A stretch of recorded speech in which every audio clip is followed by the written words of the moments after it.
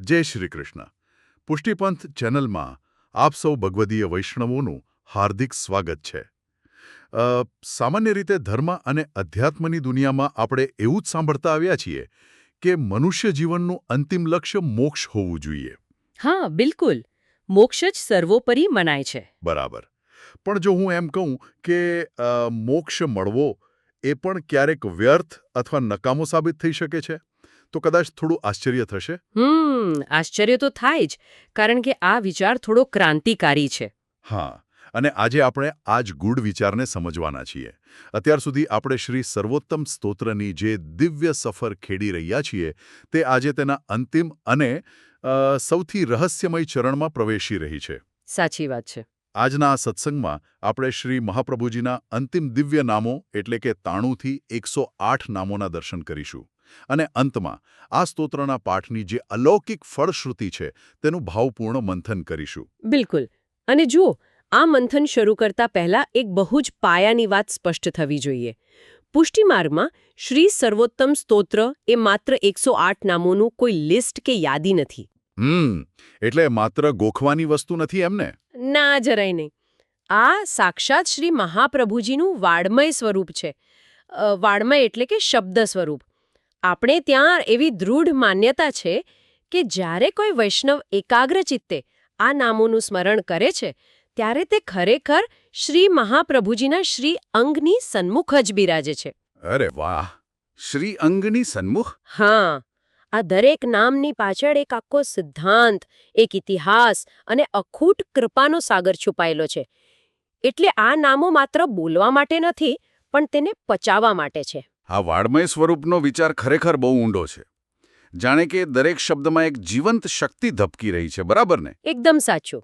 તો ચાલો શ્લોક 30ની આજ્ઞાથી શરૂઆત કરીએ.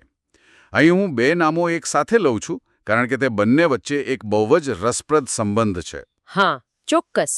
93મું નામ યજ્ઞભોક્તા. હા. અને 94મું નામ યજ્ઞકર્તા. અહીં મારા મનમાં એક બહુ મોટો વિરોધાભાસ ઊભો થાય છે. જો આપણે સામાન્ય બુદ્ધિથી વિચારીએ તો ધારો કે હું કોઈ ઉત્સવના દિવસે પ્રભુ માટે સુંદર સામગ્રી સિદ્ધ કરું છું. બરાબર છે. અને પછી ભાવથી તેમને ભોગ ધરું છું, તો આ આખી પ્રક્રિયામાં કર્તા એટલે કે કરનાર તો હું થયો ને. પ્રભુ તેનો સ્વીકાર કરે છે એટલે તેઓ ભોગતા છે એ વાત ગળે ઉતરે છે. હા, સામાન્ય રીતે જીવ એવું જ વિચારતો હોય છે. પણ અહીં શ્રી ગુસાઈજી તેમને યજ્ઞકર્તા પણ કહે છે. કર્તા અને ભોગતા બંને એક જ કેવી રીતે હોઈ શકે? જો, આ પ્રશ્ન ખરેખર પુષ્ટિમાર્ગના પાયાના સિદ્ધાંતને સ્પર્શે છે. આપણને એવો અહંકાર થઈ જતો હોય છે કે મેં સામગ્રી સિદ્ધ કરી, મેં શ્રમ લીધો. હા, એ સહજ છે. પણ વાસ્તવમાં જીવની પોતાની કોઈ જ સ્વતંત્ર સત્તા કે સામર્થ્ય નથી. આને રોજિંદા જીવનના ઉદાહરણથી સમજીએ.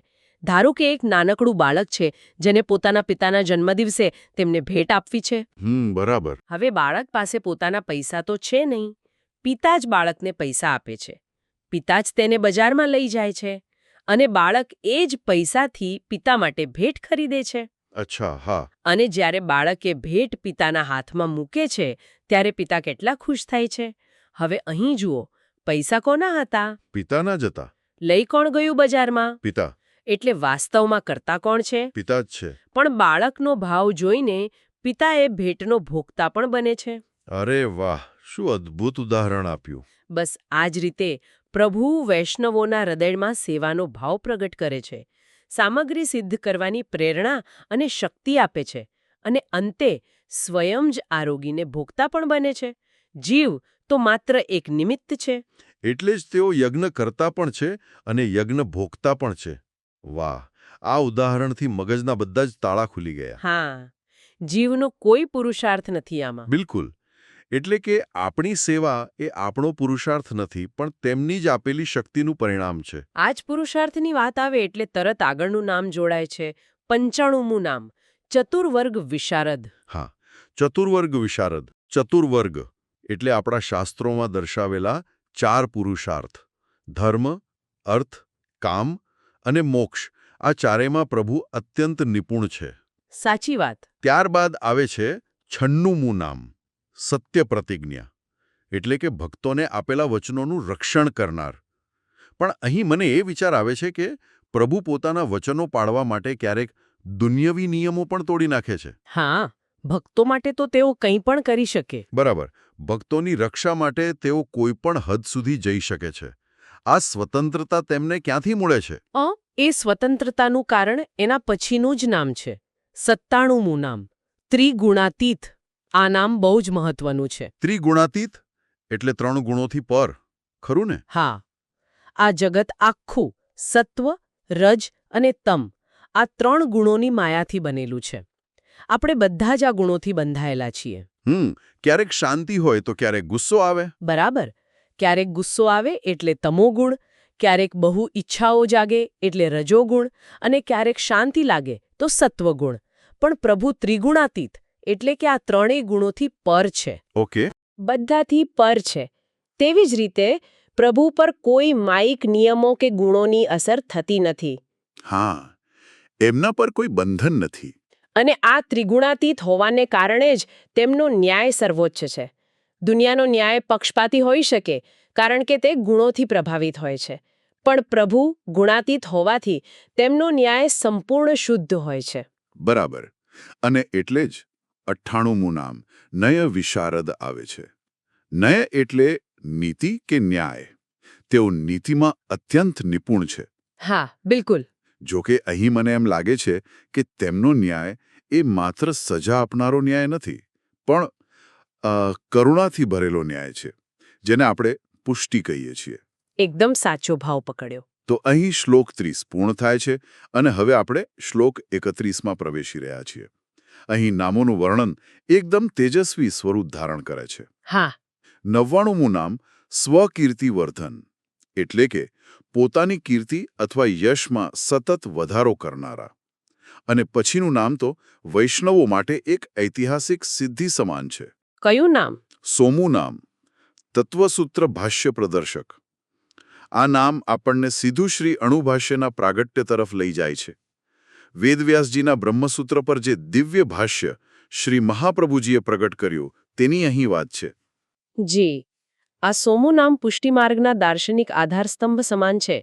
એ સમયે સમાજમાં શાસ્ત્રોના અર્થોને લઈને એટલી બધી ભ્રમણાઓ ફેલાયેલી હતી કે સામાન્ય જીવ મૂંઝાઈ ગયો હતો. હા, સાચો રસ્તો કયો છે ખબર જ નહોતી પડતી. ત્યારે શ્રી મહાપ્રભુજીએ અણુભાષ્ય દ્વારા સ્પષ્ટ કર્યું કે વેદો અને ઉપનિષદો ખરેખર શું કહેવા માંગે છે અને આ કાર્ય કેટલું પ્રચંડ હતું તે સમજાવવા માટે શ્રી ગુસાઈજી 101 અને 102માં નામમાં એક અત્યંત શક્તિશાળી કલ્પના મૂકે છે. હા, એ બહુ પ્રચંડ કલ્પના છે. 101મું નામ માયાવાદાખ્ય તુલાગ્નિ અને 102મું નામ બ્રહ્મવાદ નિરૂપક. આ માયાવદાખ્ય તુલાગ્નિ શબ્દ સાંભળવામાં જ કેટલો વજનદાર છે. તુલ એટલે રૂ અને અગ્નિ એટલે અગ્નિ. હા, રૂ અને અગ્નિ. આનો અર્થ હું એવો સમજુ છું કે માયાવાદનો સિદ્ધાંત રૂના ઢગલા જેવો હતો અને શ્રી મહાપ્રભુજીએ અગ્નિ બનીને તેને બાળી નાખ્યો. પણ મારો પ્રશ્ન એ છે કે આમાં રૂનું જ ઉદાહરણ કેમ પસંદ કર્યું? લાકડું કે પથ્થર કેમ નહીં? જુઓ, આમાં જ શ્રી ગુસાઈજીની અદ્ભુત દ્રષ્ટિ છે. માયાવાદનો સિદ્ધાંત એવો હતો કે આ જગત મિથ્યા છે, ખોટું છે, એક ભ્રમ છે. જગત મિથ્યા છે? આ વિચાર સમાજમાં એટલો બધો ફેલાઈ ગયો હતો કે તે રૂના એક વિશાળ પહાડ જેવો બની ગયો હતો. હવે રૂની વિશેષતા એ છે કે તે દેખાવમાં બહુ મોટો ઢગલો લાગે પણ અંદરથી તેમાં કોઈ નક્કર વજન હોતું નથી. અચ્છા, હા. તે પોચું અને હવાવાળું હોય છે. બરાબર. જો તમે રૂના પહાડને હાથથી હટાવવા બેસો તો વર્ષો નીકળી જાય પણ તે પૂરો ન થાય. તેને કાપી પણ ન શકાય. પણ જો તમે જ્ઞાનનો માત્ર એક નાનકડો અગ્નિનો તણખલો એ રૂના ઢગલામાં મૂકી દો તો શું થાય? અરે, સેકન્ડોમાં એ વિશાળ પહાડ ભસ્મીભૂત થઈ જાય. અરે વાહ, કેવું સચોટ ઉદાહરણ. અને એ રૂનો ઢગલો બાળ્યા પછી જે સાચું સત્ય પ્રગટ કર્યું તે છે 102મું નામ બ્રહ્મવાદ નિરૂપક. હા, સાકાર બ્રહ્મવાદ. એટલે કે બ્રહ્મ જ સત્ય છે અને આ જગત ખોટું નથી પણ એ બ્રહ્મનું જ સુંદર સર્જન છે. જેમ સોનામાંથી બનેલી વીંટી કે બંગડી જુદા જુદા આકાર ધરાવે છે પણ મૂળ તત્વ તો સોનું જ છે. હા, અને તે સત્ય છે. બસ આ જ રીતે આખું જગત એ પ્રભુનું જ આભૂષણ છે. આ આભૂષણની વાત પરથી જ હવે શ્લોક 32 અને 33ની શરૂઆત થાય છે, જ્યાં પ્રભુના શ્રી અંગના અત્યંત મનોહર દર્શન થાય છે. 103મું નામ અપ્રાકૃતાખિલાક ભૂષિત, એટલે કે જેમના આભૂષણો અપ્રાકૃત છે. પણ અહીં મને ફરી એક પ્રશ્ન થાય છે. આપણે મંદિરમાં ઠાકોરજીને જે શણગાર ધરીએ છીએ તે સોના ચાંદી કે હીરાના હોય છે, હા, દુનિયાવી વસ્તુઓના હોય છે. તો પછી તેને અપ્રાકૃત એટલે કે દિવ્ય કેવી રીતે કહી શકાય?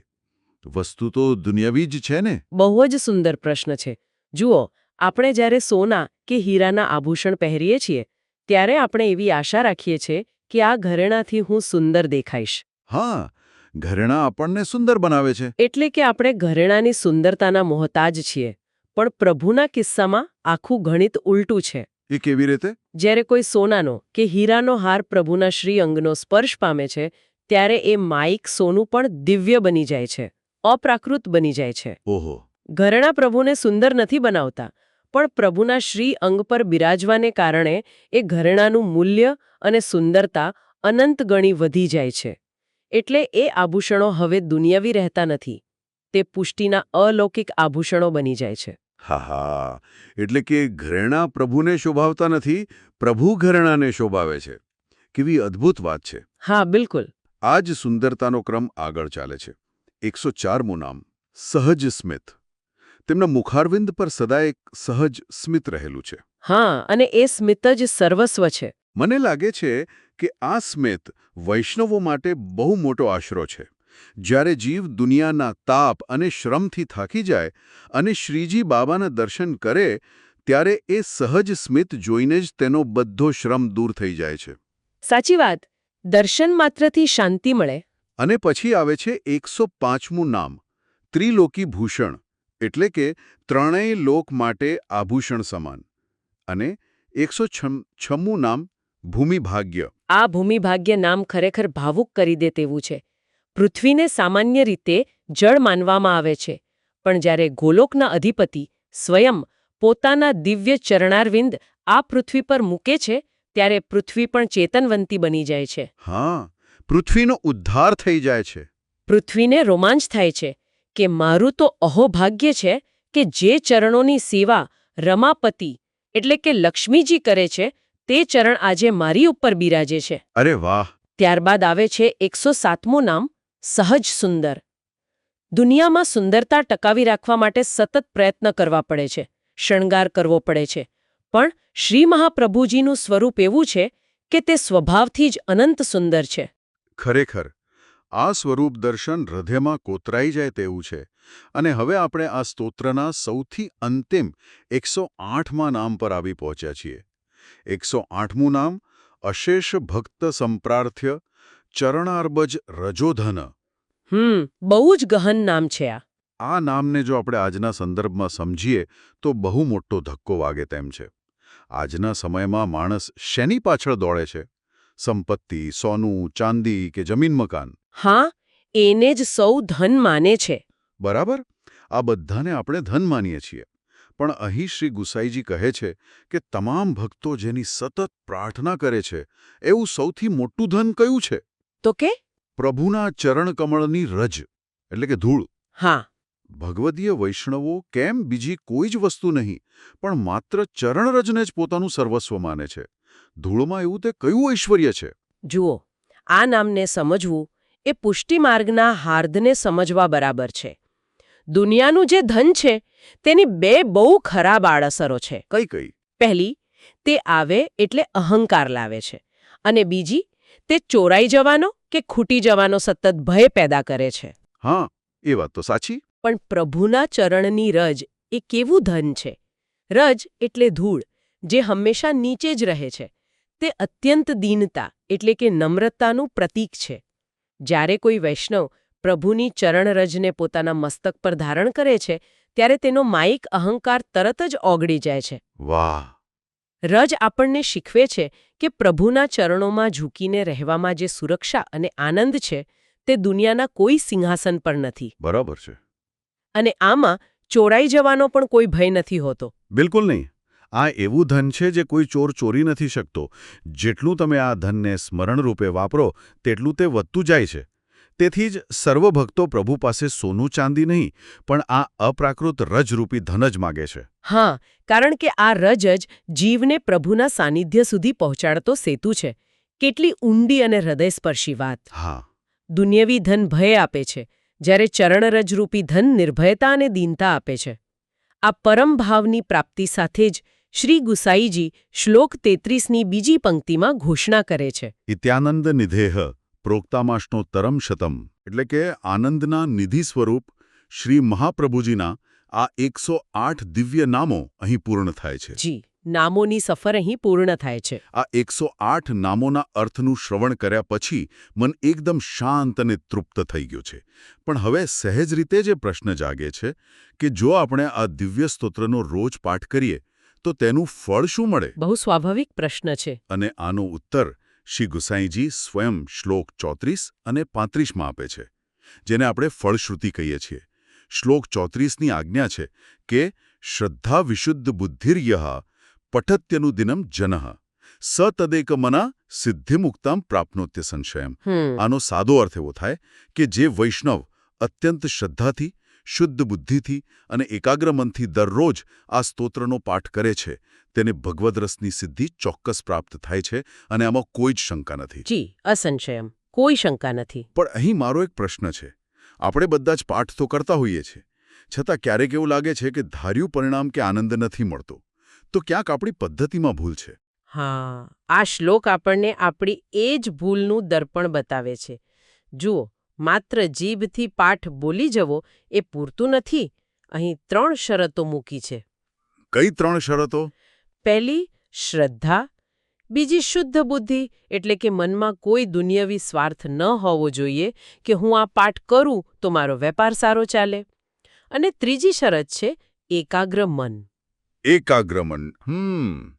આપણે પાઠ કરતા હોઈએ અને મનમાં વિચાર ચાલતો હોય કે આજે રસોઈમાં શું બનશે કે ઓફિસે પહોંચવામાં મોડું થશે, તો તેને એકાગ્ર મન ન કહેવાય.